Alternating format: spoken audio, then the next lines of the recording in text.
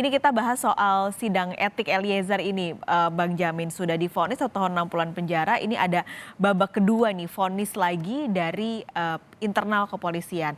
Kalau melihat potensinya, kira-kira masihkah ada harapan Richard Eliezer tetap ada di jajaran keanggotaan Polri, Bang Jamin?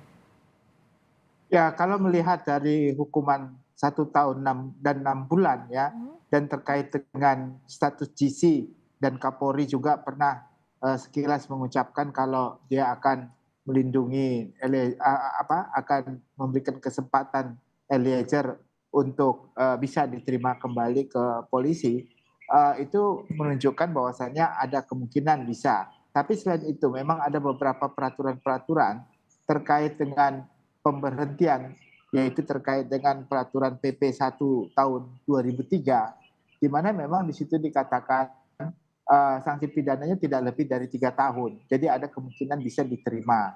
Lalu kalau merujuk kepada Undang-Undang ASN, ya, apalagi kan ini kan termasuk dalam kategori aparatur sipil negara ya, ASN, itu dikatakan bahwa untuk tindak pidana di luar fungsionalnya itu bisa diterima kembali dengan sanksi pidana tidak lebih dari 2 tahun.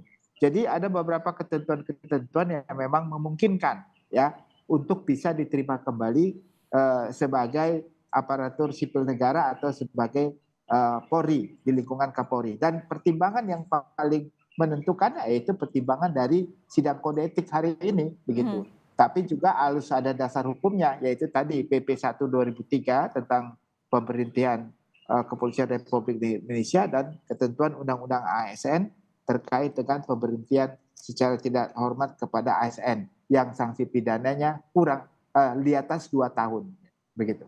Oke, tapi berarti dengan hal-hal yang tadi sudah disampaikan tadi, besar potensinya ini akan tidak PTDH, Bang Jamin? Ya saya kira agak jauh ya kalau PTDH dilihat dari apa yang bisa dipertimbangkan sebagai orang yang membuka kotak Pandora, yang membantu dalam mengungkapkan suatu tindak pidana dan sudah ditetapkan dalam suatu putusan hakim yang telah berkekuatan hukum tetap ya sebagai status JC-nya. Saya kira itu merupakan suatu alasan-alasan dan pertimbangan yang mungkin diambil oleh majelis kode etik yang bersidang hari ini untuk menyatakan bisa menerima kembali. Bisa saja contohnya hukuman, tapi hukumannya bukan hukuman pemberhentian PTDH, bisa aja sanksinya sanksi etika atau administratif atau demosi ya, atau memberikan hukuman untuk tidak pendidikan atau naik jabatan untuk beberapa tahun tertentu.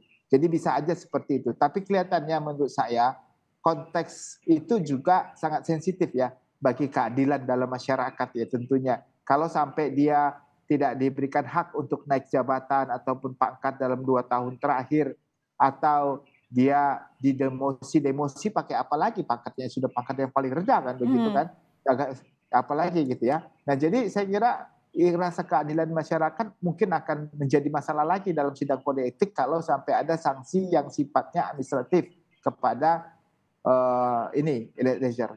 Ya, jadi menurut saya sudah bahan pertimbangannya cukup matang untuk bisa diterima kembali, bahkan mungkin diberikan penghargaan harusnya. Tapi kalau seperti ini kan sidang kode etik kan bukan dalam rangka pemberian penghargaan kan. Ini kan dalam rangka memeriksa apakah ditemukan atau tidak pelanggaran etik atau pelanggaran administratif yang dilakukan oleh seorang polisi begitu. Oke.